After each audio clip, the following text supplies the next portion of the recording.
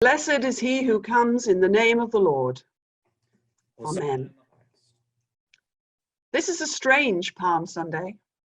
It's not the Palm Sunday we are used to or that we were expecting just a few short weeks ago.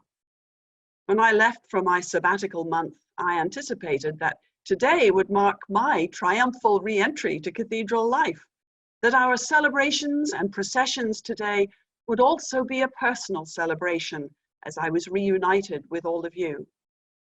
But today isn't like that at all. Instead of being with you in a church adorned with palm fronds and red hangings, I am alone in my study at home. But there's something strangely okay about this. It's not okay that thousands are suffering from COVID-19. It's not okay that our healthcare workers are short of essential equipment as they risk their lives for others.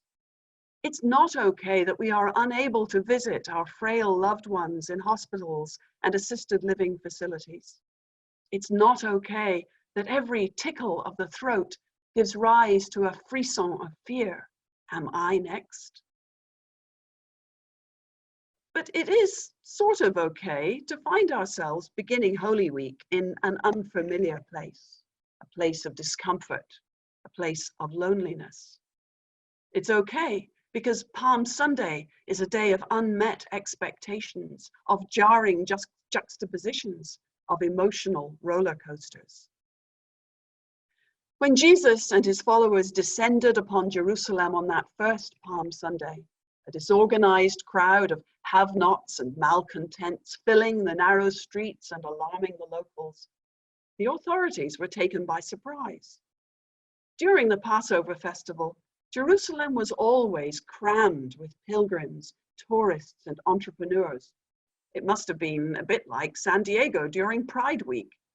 Spontaneous street parties were probably quite common, and the military peacekeepers were quick to disperse the crowds and restore order. This party, however, was a party on the move, headed by a man on a donkey, apparently offering a parody of Roman rule. His followers were singing songs and shouting slogans that named Jesus as Messiah, the one who would save Israel from her oppressors. And as they descended the steep slope from the Mount of Olives, the crowd grew and became more unruly. It must have been a huge relief to the civil authorities when the mob went directly into the temple precincts without invading the city proper. This was something they thought that the Jews could deal with. Or not, as the next action Jesus took was to turn over the tables of the money changers and throw the lucrative sacrifice industry into chaos. The triumphal entry of Jesus is an overt demonstration of power, and it sets up a confrontation between conflicting understandings of power. In these days, when we are bowing to the power of our civil authorities to keep us at home, when we are terrorized by the lethal power of a microscopic virus, when we are watching the economic power of Wall Street turn to hysterical confusion, our notions of power may be turned inside out. Today is a good day to spend a few minutes thinking about the different kinds of power in our world as they are illustrated in the story of Holy Week. Most of the people who followed Jesus into Jerusalem that day probably thought they were witnessing the latest attempt at an uprising against the Roman occupiers. The symbolism of Jesus riding a donkey recalled the ancient kings of Israel. The symbolism of the chorus of hosannas recalled a 200-year-old successful reclamation of Jerusalem from her enemies. The crowds were looking for military power, for a successor to the Maccabees, the hammers of Judah. But Jesus wasn't interested in that kind of power. The Jewish authorities held on to power through their collusion with a brutal, corrupt regime. They were shrewd politicians who knew how to feather their own nests while presenting themselves as defenders of the faith. They were deeply invested in maintaining the status quo and their privileged position. But Jesus wasn't interested in that kind of power either.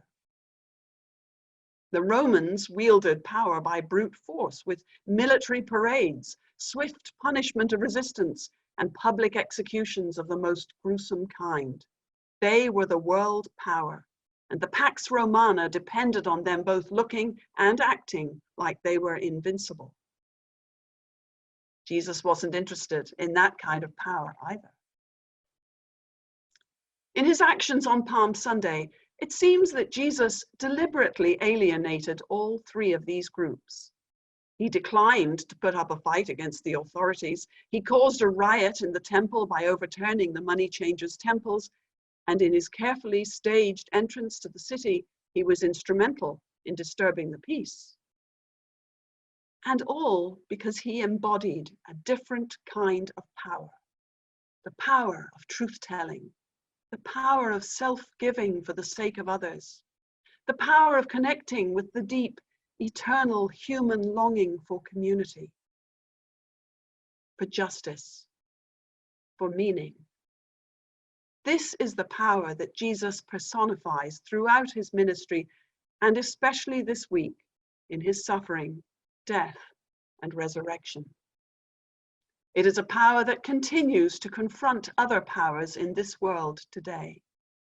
And it is a power that holds our attention year after year, whether we spend Holy Week in the church, or in a hospital room, or sheltering in place in our own homes.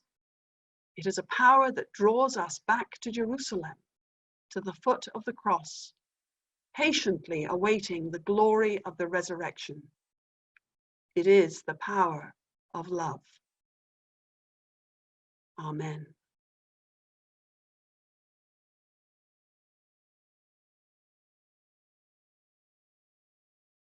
This evening at 5 p.m, you can find a broadcast of the Stations of the Cross, illustrated by the stations that are located within the cathedral.